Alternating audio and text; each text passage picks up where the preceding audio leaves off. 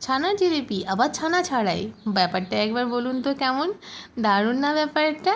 তো যাই হোক, শুভ দুপুর বন্ধুরা, আপনারা সবাই কেমন আছেন? আশা করি ভালো আছেন। আজ আমি বানাবো ছানা ছাড়াই ছানার জিলিপি। তো চলুন রান্নাঘরে যাওয়া যাক। ছানার জিলিপি বানানোর জন্য নিয়ে নিয়েছি আমি 1 কাপ ময়দা, 1 কাপের একটু কম সুজি নিয়ে নিয়েছি। আমি কিন্তু এখানে কোনো রকম ছানা অ্যাড করব না। নিয়ে নিয়েছি 1/2 চামচ মতো বেকিং পাউডার, আর ময়াম দেওয়ার জন্য নিয়ে নিয়েছি 1 চামচ ঘি। আর এর সঙ্গে দিয়ে দেবো 1/2 কাপ মতো গুঁড়ো পাউডার দুধ।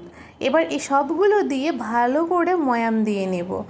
ময়াম দেওয়া দেখে বোঝা যাবে কত সুন্দর ময়াম দেওয়া হয়েছে। এই দেখুন বন্ধুরা, ডেলা পাকিয়ে কি সুন্দর ঝরে ঝরে পড়ছে।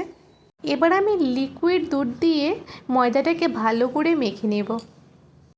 ময়দা মাখা হয়ে গেলে এবার আমি আধ ঘন্টা রেস্টে রেখে দেবো। আধ ঘন্টা রেস্টে রাখার পর আমি চলে এলাম। এবার এখান থেকে লেচি কেটে কেটে নিয়ে ঠিক ছানার জিলিপির আকার দিয়ে নিয়েছি। এই দেখুন কত সুন্দর লাগছে, তাই না বলুন?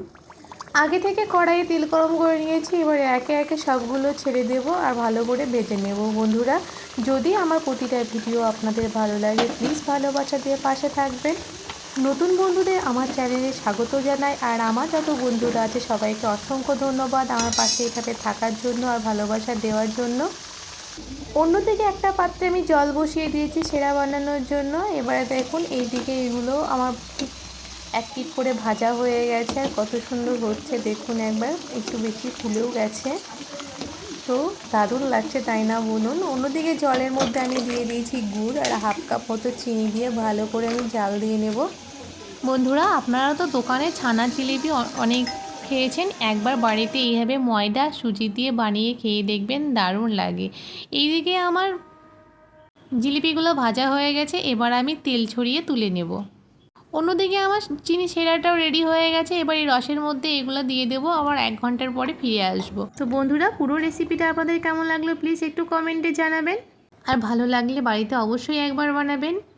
আমি আমার কথাই বলি, খুব সুন্দর হয়েছিল খেতে। চলে এলাম 1 ঘন্টার পর, দেখতেই পাচ্ছেন কত সুন্দর হয়েছে, এই যে লোভনীয়। তো আজকে এই পর্যন্ত, আবার দেখা হবে আগামীকাল অন্য কোনো একটা রেসিপি নিয়ে। সবাই ভালো থাকবেন, সুস্থ থাকবেন। আজকের মতো টাটা, বাই, ধন্যবাদ।